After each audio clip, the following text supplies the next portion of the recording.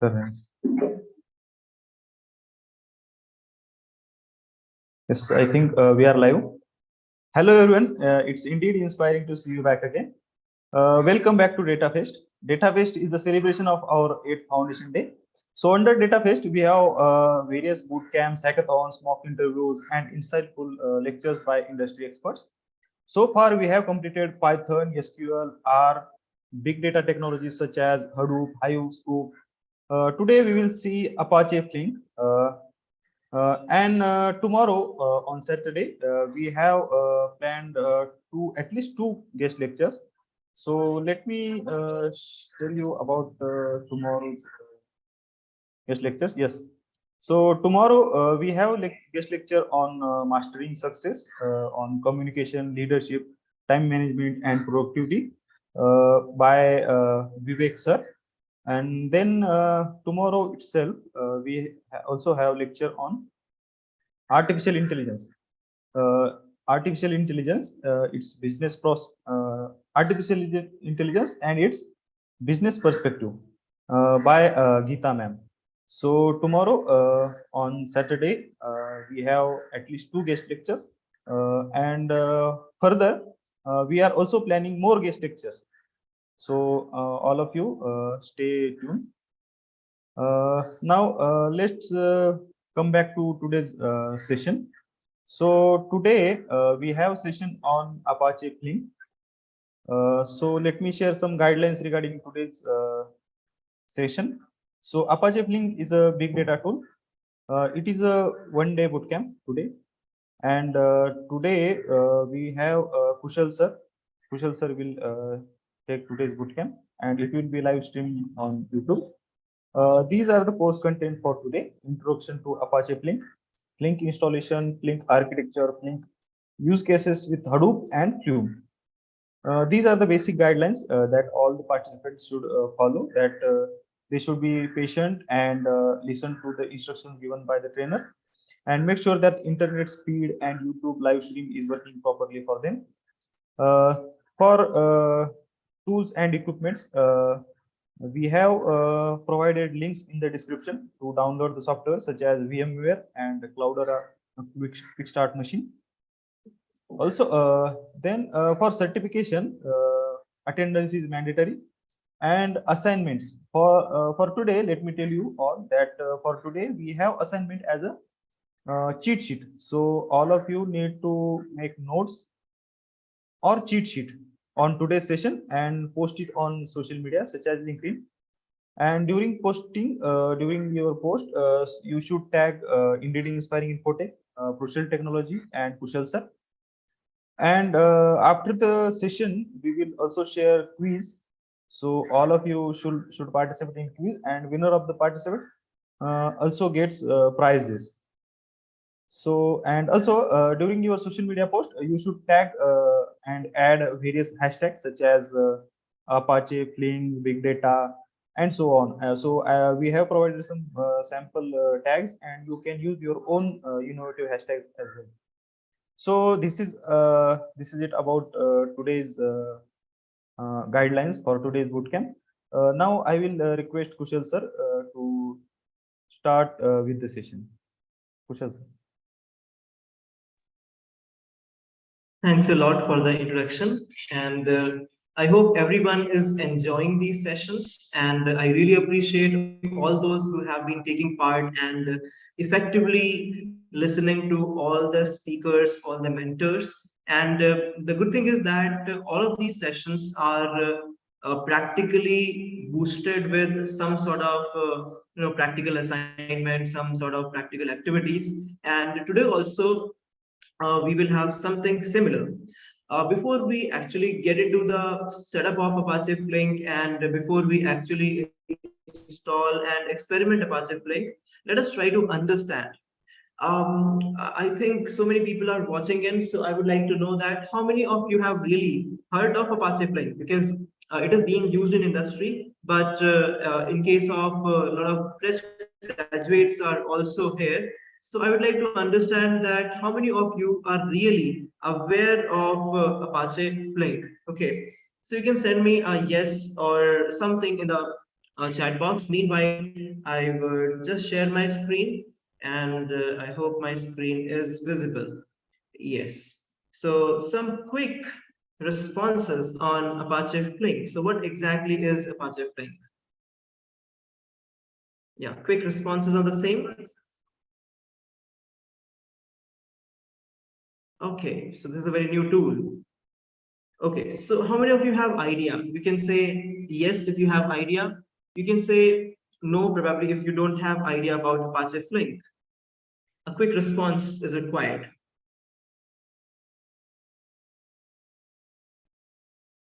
Okay, so first comment was when we will start. So we really apologize for making it a bit late because there were so much of parallel activities going on. Okay, so a response, no. Okay, all right, fine, no worries. So we'll try to understand. And in order to understand Apache Flink, we really need to understand the other tools and the purpose, like why Apache Flink actually came into existence. So I would like to start from there, and then we will do the setup also. Okay, Prashad Marathe says unified stream processing and batch processing framework developed by Apache Software Foundation. Exactly, Prashad, what you have said. So I don't know anything about Flink. Okay, so we have a lot of cricket players over here, Sachin Tendulkar and Rahul Dravid. Okay, all the cricketers would come into machine learning and big data tools, then what will happen to the industry of cricket? So let this work remain with us. You play well, right? Okay, chaliye, so let's begin. So, as you said, the same definition, I have it here. Okay, so Prasad said the same definition is here. Apache Flink is a framework and distributed processing engine for stateful computations over unbounded and bounded data streams. Now, if you will see that there's so many terminologies which are written over here, so we need to actually understand that what exactly these terminologies mean. What is the meaning of these terminologies? So we'll try to understand. Flink has been designed to run in all common cluster environments. So this is something very important, that Flink has been designed to run on all common cluster environments. Okay, so this is something which always is encourageable, because let's say if you have some existing setup, if you are making use of some analytical system, a platform which is a set of tool, and you are basically trying to add one more tool into that existing setup, so you need to check whether your new tool is actually allowing you, whether your new tool is actually compatible with that particular setup. The answer could be yes, or the answer could be no. So Flink says that yes, it has been designed to run in all common cluster environments. So we will see in the architecture that how does it work. Perform computations at in-memory speed and at any scale. So something which you can get from this particular slide is that Flink is a framework. So framework basically works with a set of tools. It is distributed processing engine. So that means it is having a distributed nature, and it is a processing engine. That means it can analyze, it can process the data. That is something we are able to understand. For stateful computations, so we will come to this particular term, stateful and stateless. We'll come to this particular term in some time. Over unbounded and bounded data streams. So we will come to this term also. So something which is we need to know is stateful computations and bounded, unbounded. So we'll come to that particular part. All right. So it also works on Kappa architecture. So there's so many new terminologies. So remain excited. I'll be explaining you all of these, and I'll be helping you out. So it'll be really in-depth session today. And one more day, I would love to be with you for Apache Flink. So Kappa architecture has a single processor stream which treats all input as a stream, and streaming engine processes data in real time. So this is something which you can take it as, for example, let's say you have if you ever visit a field, okay, where basically farmers does farming. So a farming, let me have a farming FIELD field. So if you visit a farming field, so what happens here in case of a farming field? Here basically we sometimes have a mechanism of watering them with the help of some sort of boring. Okay, so so we call it as summer, as saver in okay, yeah. So what is so let me just see if I can get the relevant image over here. Okay, so anything, so here we have a windmill which helps for watering. Okay, so let me take one example of this windmill, but it is not watering. So let me bring one image that of that kind. So watering, WIND windmill. Okay, so water windmill. Okay, so you can see that here we have multiple windmills which help us to bring water, and they basically bring it from one place and they basically throw it onto some storage. Okay, so they have basically a bucket like structure which carries the water, and it is basically thrown into some container or somewhere like that. Okay, so these are those kind of structures.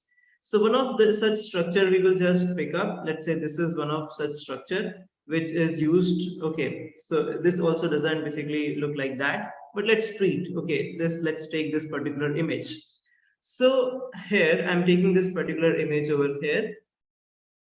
So you can have a look at this. So in this particular case of windmill, what is happening? So this windmill takes water at a particular time. Okay. Okay. So here, let me bring up like this. Okay. So let's say this is a bucket, and in this particular bucket, this windmill basically captures water. Okay. And then, although this windmill is not greater enough, but just assume it brings the water, and then what happens? It puts that water into a container, so that a better visualization could be something like this. So let's say I will redesign that. So this is a windmill, assume that. Okay, this is a wing of that windmill, and this is another wing of that windmill. Okay, and what we are doing is we are just putting some sort of one bucket we will put over there. A better example of bucket could be, let me take up, which one can I take? Let's take this one. So this is a bucket. Okay. And so these buckets are basically put on the windmill like this. And similar way, this bucket would be here, and this bucket would be kept like this. Okay. So these buckets are basically set onto the windmill in this particular manner. Okay. So you can understand what sort of the way these buckets are basically put onto the windmills. Okay, so this would be like this. Now, what is happening? This windmill is able to pick up the water from one particular place, and let's say that one particular place is this place. Okay, from here, this windmill is able to pick the water, so send to the back, and I can make it blue in color so that it looks like water. Okay, so let's quickly have it. Yeah. So it is basically bringing up water from here, and that water is being put onto a container. And let's say the container we have is, here is the container. So here we have the container. So in this particular container, we are putting the water. Okay. So from here, some water drops are basically getting basically dropped into that. So let me just treat this as a water drop. Okay, you can also try to consider that as a water drop. So the water drops are basically, water is basically put into this particular container. Okay, like this. So if you see that how the water is coming by one bucket at a time. Then basically the another bucket is bringing some water. Then another bucket is bringing some water, and that is how the water is basically being put into this particular container. Okay, you agree with this, right? So this is how water is being put. Now you will say that why I have brought this particular example, that a windmill is there and windmill is basically bringing up the water. Let me first, you can basically try to answer this question. Okay, what this windmill is trying to do. You can try to answer this particular question. By that time, let me just finish the structure of the windmill. Okay, so let me just put this structure at the back end so that it actually looks like a windmill. So yeah, so now it probably looks like a windmill. Okay, so I hope you are able to imagine like why I'm taking this example. So I'm taking this example because of a reason. There is a reason for it. This is one way, okay, a traditional way of basically bringing up the water.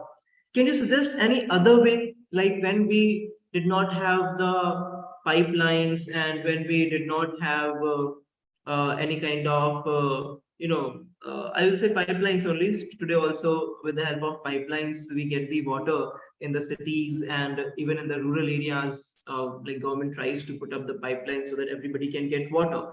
So what was the other way? This is one way of getting the water. What was the other way? Can you think and let me know? What was the other way of getting water? Okay, quickly. Let me have something. By the time you are answering, I will bring up something here. Mm, bullock cart. Okay, for water. Okay, so that have you seen this? It's similar to Apache Flink architecture. Yeah, it is similar. That's true. It is similar.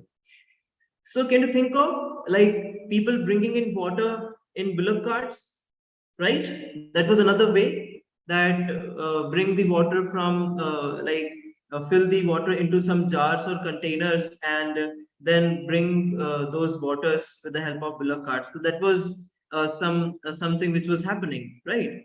So like we were using animals and or basically people were actually picking up the containers and carrying them on their shoulders or head. That is another example of bringing up water. So all these examples we are familiar. Okay, let me bring that example also. Like people filling up the okay, ladies and women, they fill up. But let's say if we have a proper pipeline, a water pipeline. Okay, so if we have a water pipeline, so what difference do you see in water pipeline and the other two, three examples we are discussing? What is the difference between all of them? A quick response will be appreciated. So what is the difference between a water pipeline, a water coming from a water pipeline, and what is the difference between people bringing the water in bullock cart or bringing the water in like with the help of a windmill? So what is the difference between these two different mechanisms? Can anybody quickly help me with the answer? By that time I'll bring more interesting images. So because we have dense water pipelines in India as well. Okay, so all these water pipelines we're able to see. Okay, what other things do we have? Okay, we have tankers also, water tankers. Okay, so one category is water pipeline and the other categories, if you see, is basically pipeline is more efficient. Okay, even Rahul Dravid is more efficient, right? Yes, so that's true. Pipeline is more efficient. So this is the point I actually want to bring before going into what is Flink, how do we work with Flink. This is the simplest way of understanding. Simplest way. I'll give you another example. Okay, let me have here. Let's say there's somebody who is uh, just a second.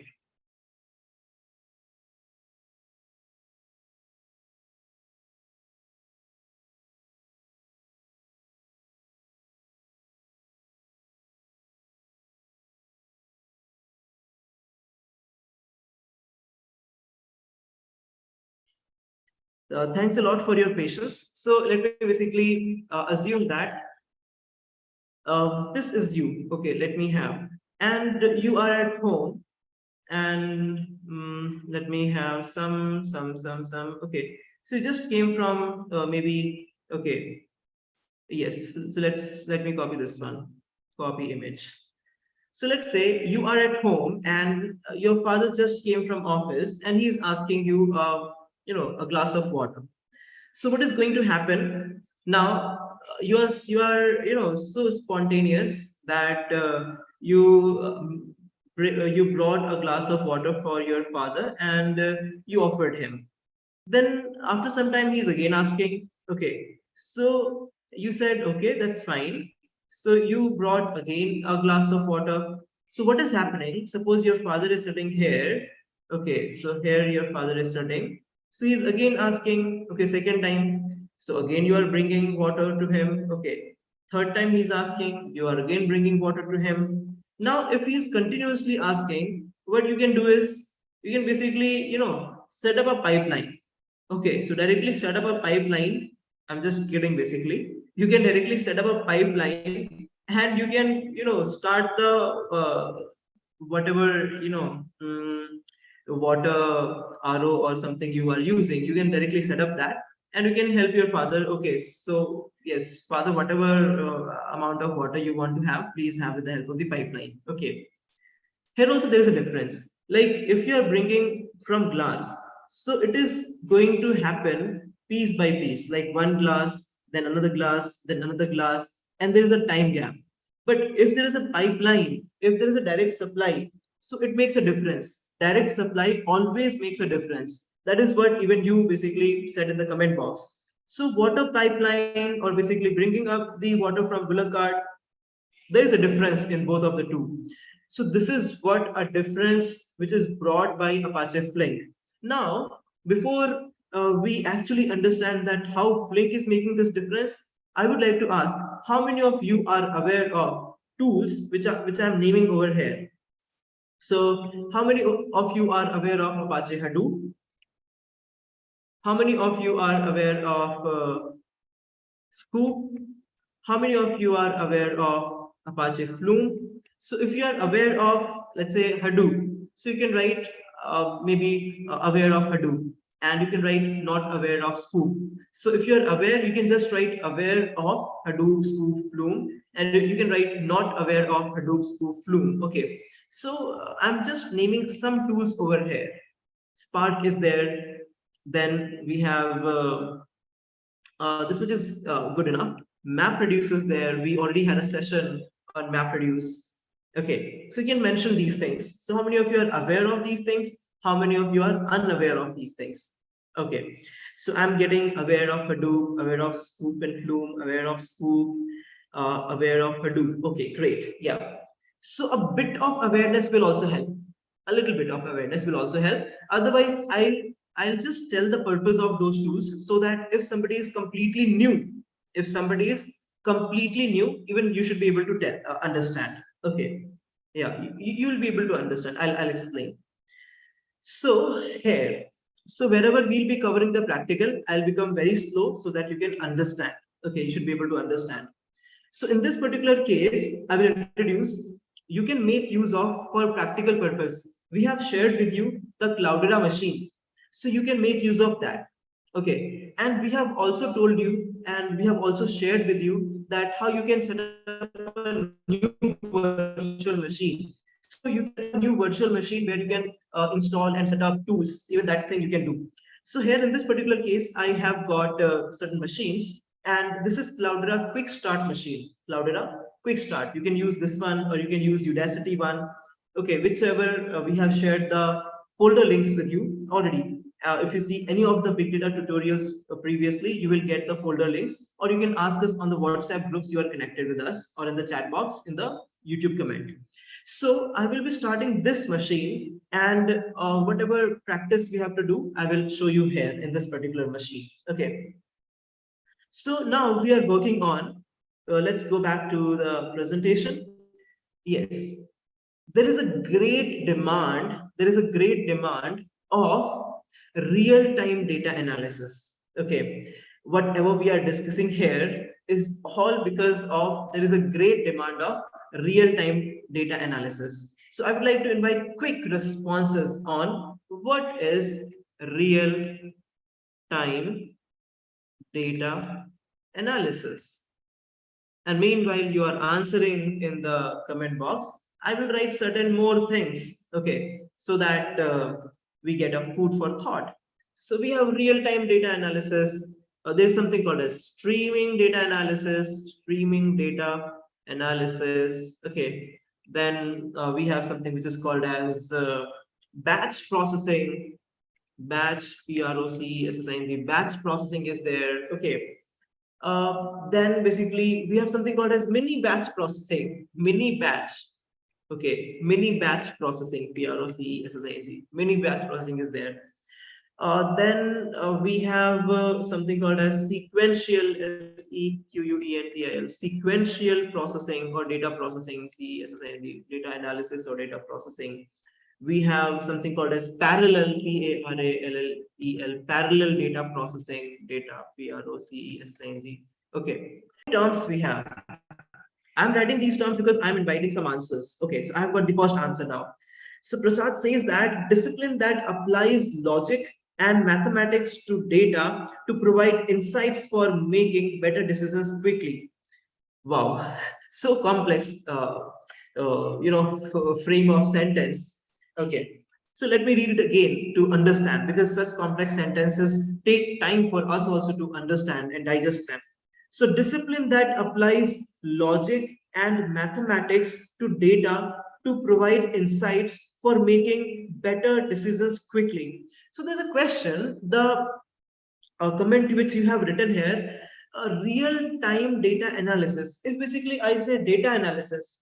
So in that case also, the definition would equally apply, right? The definition which you have written is equally valid. Equally valid means it is actually valid for data analysis, because data analysis is a discipline that applies logic and mathematics to data to provide insights for making better decisions quickly. So business analytics or data analytics, so it applies there. But I have added one term here, which is real time. Real time. So we have another comment from Rahul. He says that live data analysis as in live match. So Rahul, you are absolutely correct. Okay, so it's live data analysis. This is the demand today. Can you give some more examples? I am encouraging you all to give some more examples where live data analysis is actually demanded. A quick response is really appreciated. Live. I'm giving you one example. Have you ever seen the news anchors? They basically ask you to tweet on a particular hashtag, and immediately during the show itself, they basically bring some analysis that how many people are tweeting about on that particular hashtag. Immediately they bring that how many people are tweeting positively about it, tweeting negatively about it. They also display the tweets which they basically select for public to view. Have you seen this? Is it not real-time data analysis? Real time, because they are having a debate or a conversation or a discussion and they are inviting tweets from you. It is. Have you ever seen that, like for example, tsunamis? Okay. Have you ever analyzed that the time tsunami had come, lot of discussions and lot of issues were there on the systems which can make predictions on that what kind of weather prediction or what kind of changes in the oceans, in the waves can happen. Did you hear about them? And did you know that that particular time when we were firstly affected very badly by tsunami, just 7 or 8 minutes back, we got to know that some tsunami is about to come. Do you really think in 7 to 8 minutes, like we or government authorities will be able to help the people to evacuate that particular place? Is it really possible? The answer is no, not at all. Okay, it's not possible. So think of the use cases. There are so many use cases where we actually require real-time data analysis. I'll give you live example. One of my friend, okay, who is basically who got his fake profile created on Instagram, and that guy who created the fake profile started to ask for money from different people, and certain of his friends actually transferred the amount to that particular person. And this is an incident of yesterday night. So what do we actually require? We require real-time data analysis. Immediately we reported, and we actually found that due to a glitch or due to lack of information, that account still could not be blocked. So we really require analytical mechanism which can work on real time. Do you agree with me or do you disagree? Say yes or no in the comment box. Do you agree with these points? Do we really require real-time data analysis? I'm giving you one more example. Let's say your grandmother is at home. you need to go for work and you are traveling to a long distance, and then basically you find that like your grandmother is not responding on the call and you don't have any information about your grandmother. So would you like to have such healthcare devices which would give you real-time data, and that data can be processed quickly to understand some severity of the health conditions? Yes or no? I quickly need a response. Do we really need real-time data analysis? Do we really need the data in real time? Yes or no? A quick response is appreciated. Rahul says yes. We have, I think, more participants. I would really encourage to help us with the comments. That actually encourages us. So we do require real time. Now understand, try to understand. I am consuming water. Okay, I will give a lot of examples of water today. I am consuming water. Okay, so I took one sip, then I took another sip, I took third sip. Is it a continuous flow, or is it going in a discrete manner? I need responses. Okay, I'll write down also so that people can have a look at this particular what I just said. So I'm basically consuming some water, and while consuming water, okay, what is happening? I'm consuming some water, and while consuming, I'm basically having a sip at a time. Okay, a sip at a time. So in this particular case, what exactly is happening? What is happening in this particular case? Is it real time or is it in discrete manner? So how does it happening? How is it happening? A quick response. Yes, I'm waiting for the responses. Is it real time? Yeah.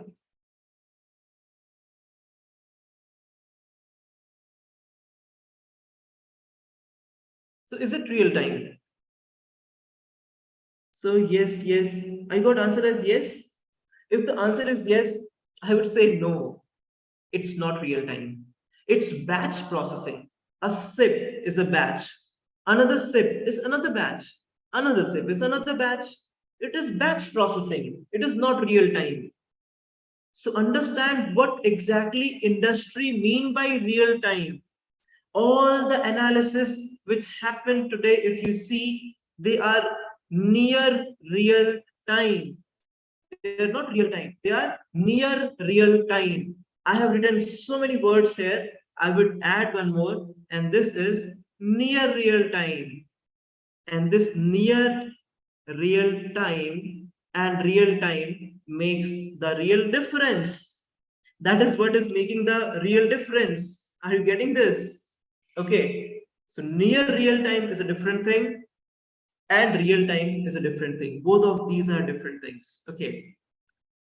Batch processing, mini batch processing, parallel data. Let us basically try to understand these things. Okay. So how does it happen? Now, streaming data is actually expected to happen in real time. The streaming data analysis is actually expected to happen in real time. But this mostly happens in near real time. Now, I asked you, do you know Hadoop? Do you know Spark? Because Hadoop does batch processing. And do we really require only batch processing? The answer is no. There are certain other tools which do mini batch processing. Do we require mini batch processing? The answer is the demand is for real time. Then this mini batch processing can basically come to near real time, but we actually want a real time. Okay. And the sequential and parallel processing, they basically help all these. Sequential is basically going in a sequence, one process at a time. Parallel means multiple processes at a time getting processed. That is parallel. Okay, multiple processes at a time. So this is the difference between sequential and parallel. Now let us try to understand. So we will now go for Apache Hadoops. Okay. If you know that, how does Apache Hadoop work? Apache Hadoop works on master slave architecture. Okay, Apache Hadoop. It works on which architecture? Master slave architecture. Okay. So we have certain master components, and we have certain slave components. So let me keep this for master. I'll just name them. So we have a name node, we have a secondary name node, we have a resource manager. So these are some components, okay, which are Hadoop's components. Okay. Then we have slave components as well. So slave components are there. And slave components, if you see, we have a data node and we have a node manager. So Apache Hadoop works with these. Now, how processing happens in Apache Hadoop? The native and default mechanism of processing in Apache Hadoop is MapReduce. The native and default mechanism. Okay, so the processing mechanism is MapReduce. Processing, it happens through MapReduce. Okay, that is basically responsible for processing purpose. But now, how exactly MapReduce happens? I'm telling you in terms of the IO operations, that how the IO operations are happening in MapReduce. I'm telling in that particular term. Okay, I'll tell you. So in case of MapReduce, let me write here, MapReduce. How does it happen? So we have, this will be something probably new for many of you. So ultimately, like initially we have data in disk. This is DATA data, BLK block. Okay, let me write the whole thing, BLOCK block. So we have data block, and where is this data block? Data block is inside the disk. So let me put this into disk and let me have a disk over here. So assume that this is the disk. Okay, it is inside disk order, and let me bring it to the back, and this is disk, and I'll write also that this is a disk. So let me, okay, so disk disk. Okay, so now this particular data is inside disk block. Okay, when mapper, there are two phases, there is a map phase and there is a reduce phase. Two phases are there. Okay, so let me have one phase. So let's say this is first phase as map phase. Okay, MAP map and PHAC phase. Map phase is there, and we have a reduce phase. Okay, so let's have the reduce phase over here. So here we have a reduce phase. Okay, so we have two phases, map and reduce. Okay, now when map phase is trying to process this data, what is happening? This data comes to memory. Okay, this is memory. Let me make the memory in the in pink color. This is memory. Okay, so the block is coming to memory. No worries. Okay, process the data into memory. Now, after the map phase is over, then reduce phase is about to start. But before reduce phase, there is one more phase which is called as shuffle and sort.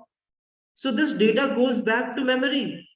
The output of the mapper goes back to memory. So here we have, so in this particular block, we will have PUT output. Okay, which output? MAP map output. So map output is coming back.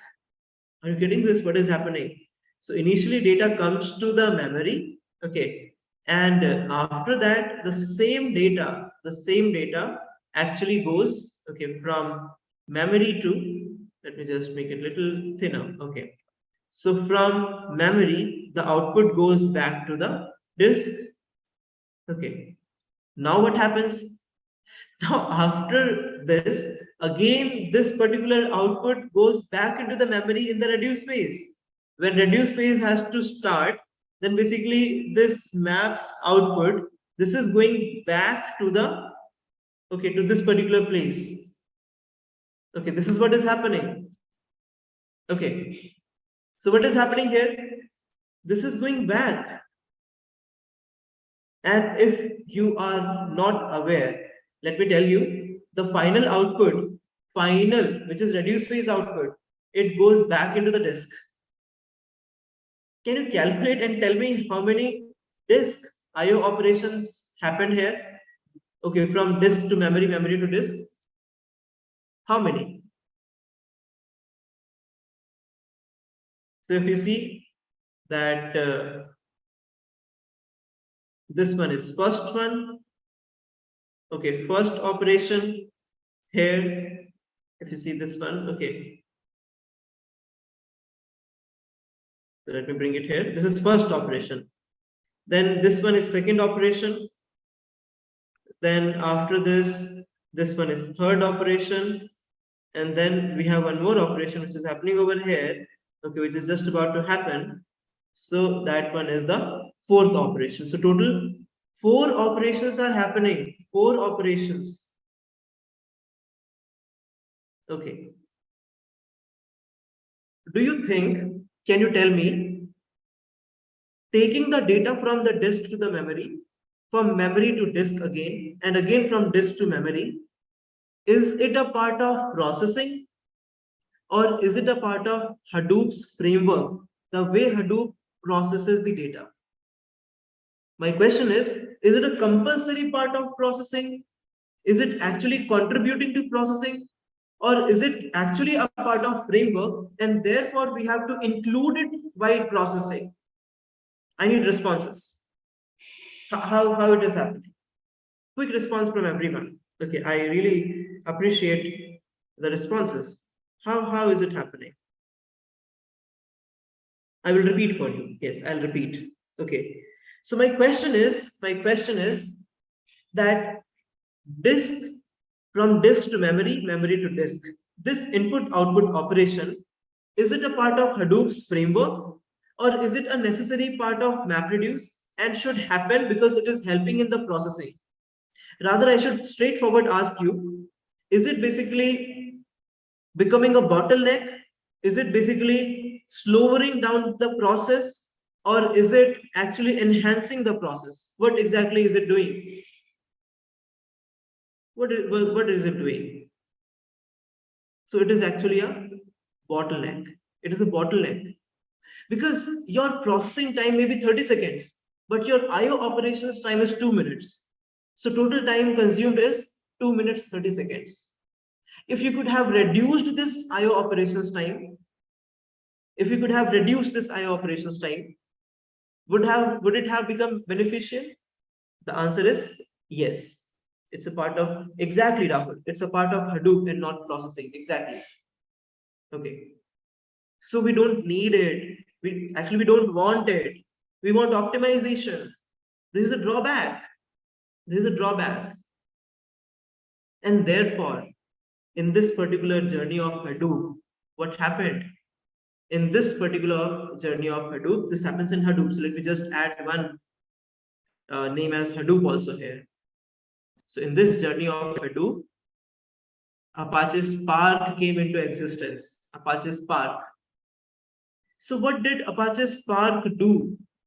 Kya kiya? What did Apache Spark do?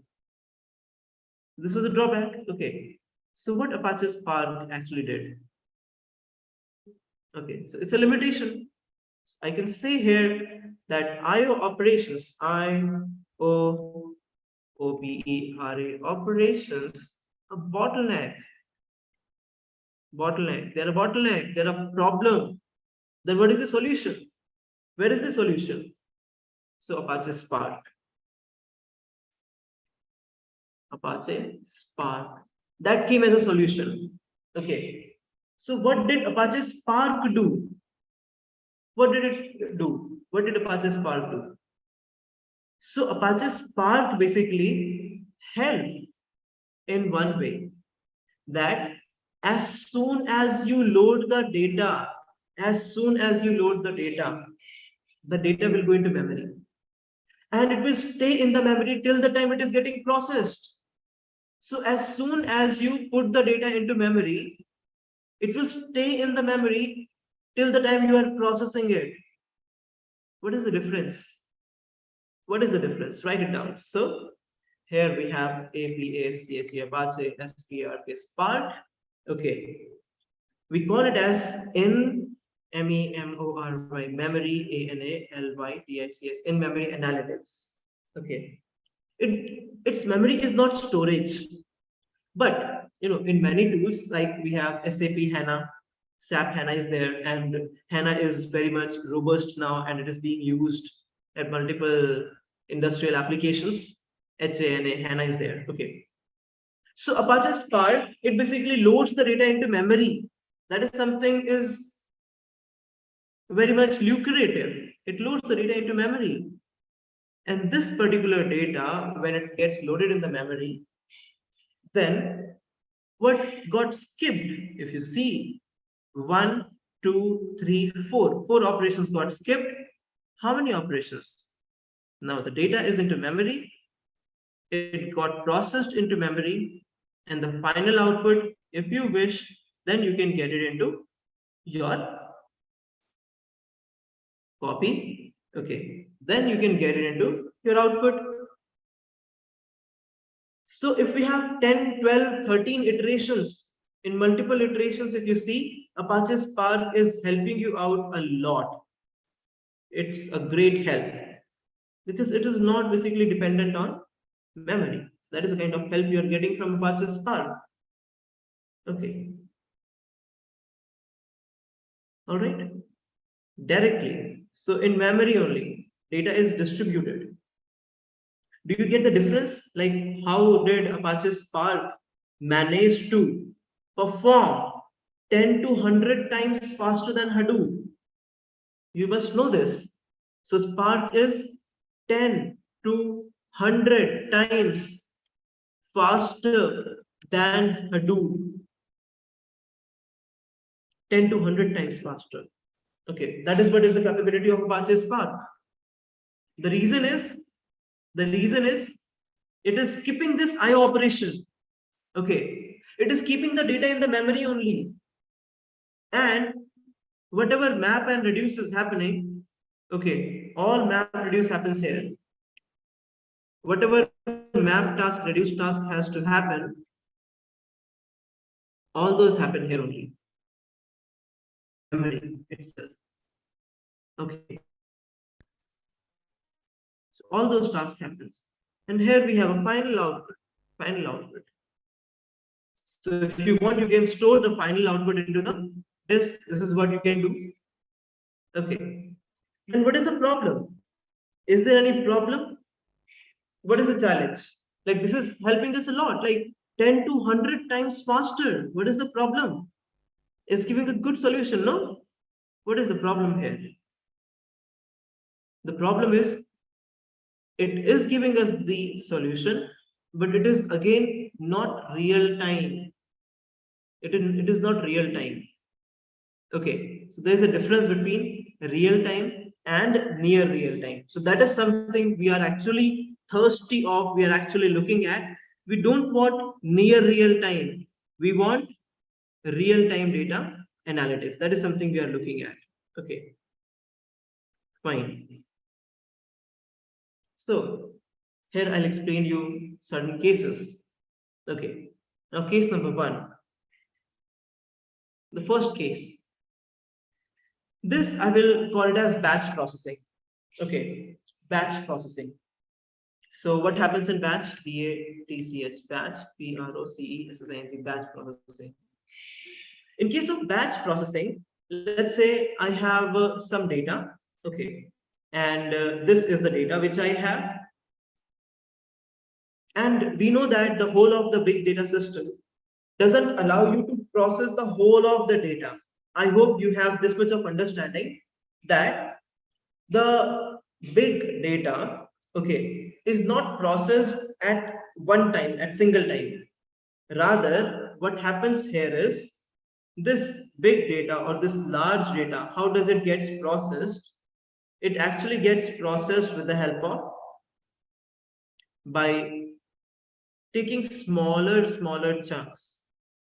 So here we have a small chunk, then we have another small chunk, we have another small chunk.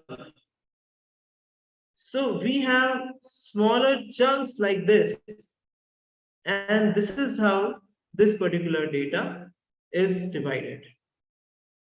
Okay, so you can see that this is how the data we have. Okay, all right. Now what will happen to these chunks? These are the chunks. Okay, so now these chunks will go for processing. Although the processing is parallel, that means I'll tell you. Okay, how is it happening? It basically means that this data will get processed. Okay, it will get processed. But how? It will get processed like this. Like from here, one batch would come.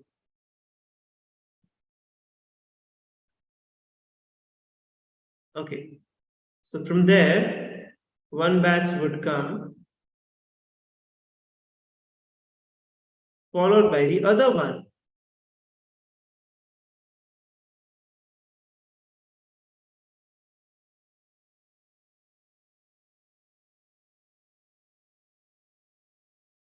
Okay, so this is how the data is coming from this particular place to this particular place. That is how the data is coming in. Okay.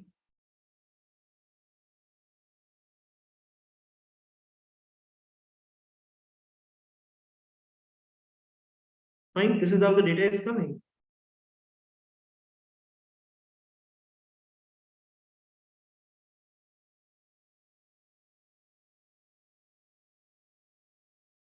Okay. So what is this? This is batch processing. That one batch at a time. But now in case of batch processing, you need to remember that what can happen in this particular case.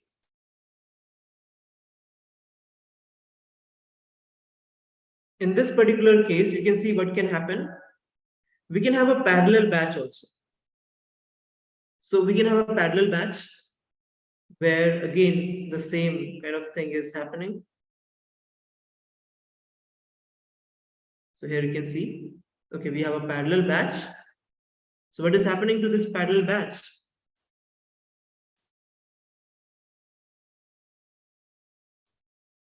This is a parallel batch. Okay. So in parallel batch, you can see it is still batch processing, but it is parallel. So give me a confirmation, yes, that you understood the batch processing. I'm showing you the second scenario. Give me a yes by that time. Second scenario is mini batch processing. Okay, mini batch. So what will happen in mini batch? Let me do one thing. So here, let me make them smaller. Let me have. I hope you got what exactly I'm trying to do now. Okay. Now you can understand what I'm trying to do. Like in case of a batch, it would be a big bunch of data, and that big bunch of data is coming in a particular manner. Okay. But now what I'm trying to do is I'm trying to bring the data into so much smaller pieces so that it should not look like that we are doing batch processing. To the user, it should look like that it is real-time processing. But would it be real-time? The answer is no, it would not be real-time, but it would be near real-time. So I told you there is something called as near real-time. So this is going to be near real-time.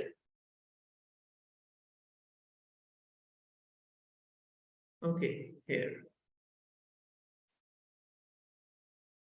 Fine. So did you understand? Can you write mini batch processing is faster or batch processing is faster? Which one is faster? Mini batch processing or batch processing? Which one is faster? Quick responses. Which one is faster?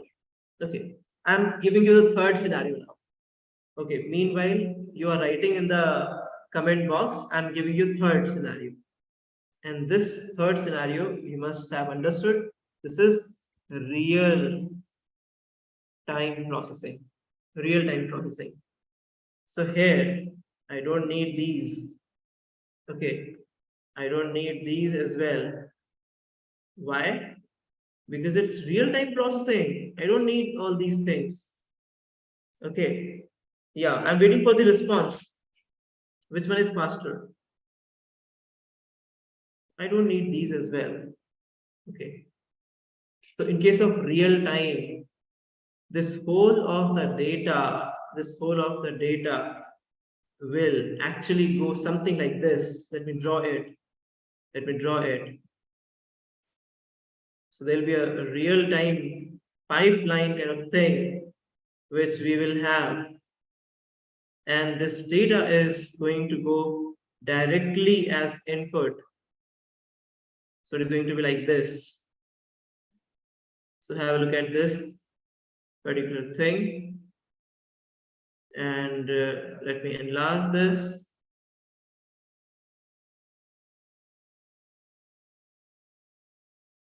Okay. Yeah.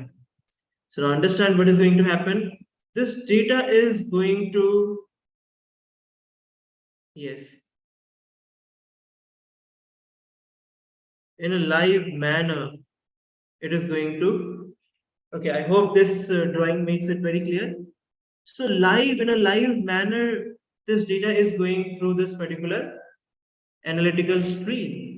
Okay, in a live manner it is going. Now tell me, which one is fastest? Which one is fastest? The batch processing is faster, mini batch, or real time? Which one is the fastest one? A quick response in the chat box. Which one is fastest?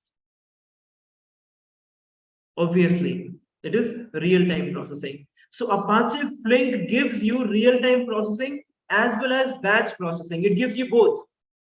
So it is best of the both the worlds. So let me help you with that concept. So it brings this also into existence. Okay. And at the same time, it is bringing this also into existence where we have this much mechanism and we have these as well.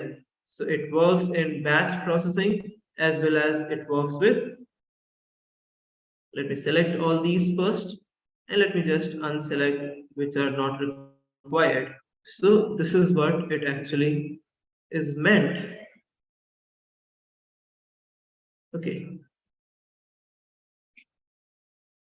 Fine. So like this, and here we have this and with this, which can be here, and this one can be somewhere here. So now you can see that what sort of, okay. So this is what Apache Flink does. Okay. So I hope this particular concept is very much clear that what is the task of Apache Flink. Okay. And the good thing is that Apache Flink can work with almost all the existing big data technology stack which we have. It can work with all of them. That is a good part. Okay.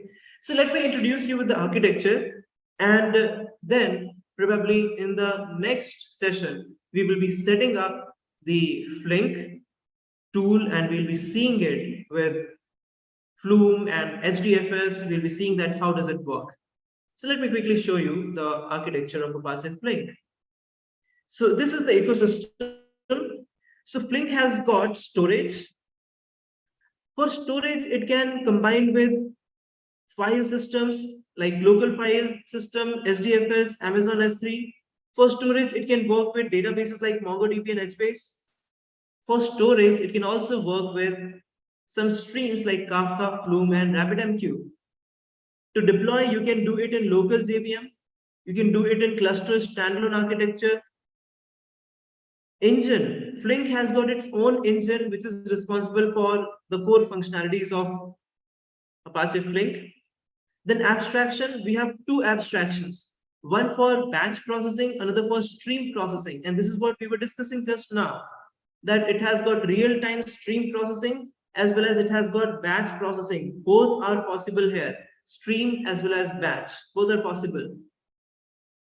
So data set is the API for batch processing, data stream is the API for stream data processing. Then we have other libraries like Table, Jelly, Flink ML, and Zflim is a library which visualizes whatever work you are doing. So this is the ecosystem which we have for Apache Flink.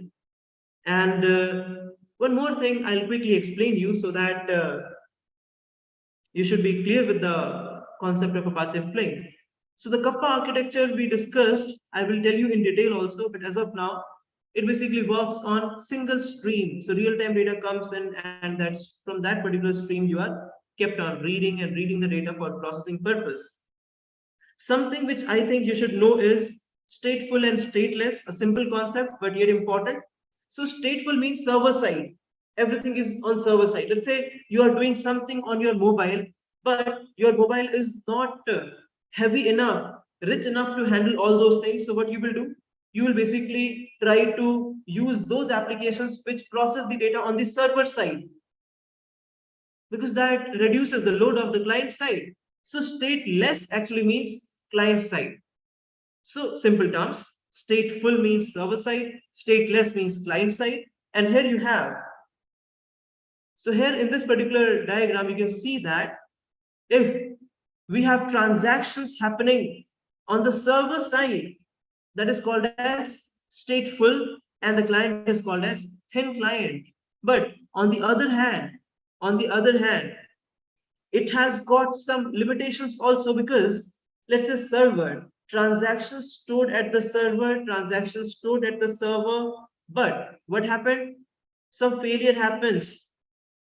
Okay, some failure happens on server side. Then what is going to happen?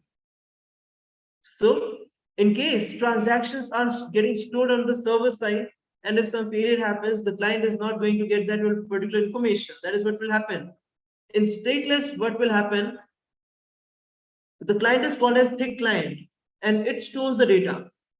So here, dummy data of previous transaction is encrypted. So here also we have a challenge that in case we have a thick client, then if we do something with the data, then what is going to happen? All that information is going to get stored in the thick client. But in case of the other way around, if you see stateful, then here the client is enjoying because it's a thin client, it is not having major responsibilities. So these are the two architectures. So as per the definition which we went through for Apache Flink, so Apache Flink is basically a stateful computations, that is server side. All the computations are happening, whether it is happening for batch or it is happening for real time. So for both the things, Apache Flink works. So that's it for today. And we will have one more session on Flink where we will set it up and try to work on Apache Flink with the help of Flume and HDFS. So that's all from my side. I hope you enjoyed. You can write in the comment box if you really enjoyed. You can write your questions. This is very new. This has been, I'll tell you, like Apache Kafka, Apache Flink, Apache Spark. These are very much being used in industry by banking sector, by telecom sector. They are using it in real-time data analysis. So believe me, you can explore this and probably this may help you in shaping up your career. Thanks a lot. See you in the next session. Thank you. Thank you, sir. Now I have two announcements. First is that I hope you all made notes and cheat sheets from today's session. And all the required links regarding today's sessions are available in this video description of YouTube. And again, the assignment or today's session code for attendance. So session for today's attendance is HS71B. The attendance code is also available in video description of this video. And the quiz, for quiz, we have shared the link in the description and also in the chat box. And the last thing is yesterday's quiz winner. So yesterday, Prasad Anil Marathe is yesterday's quiz winner. So we congratulate Prasad Anil Marathe. Yes, so this is it for today. We will see you tomorrow.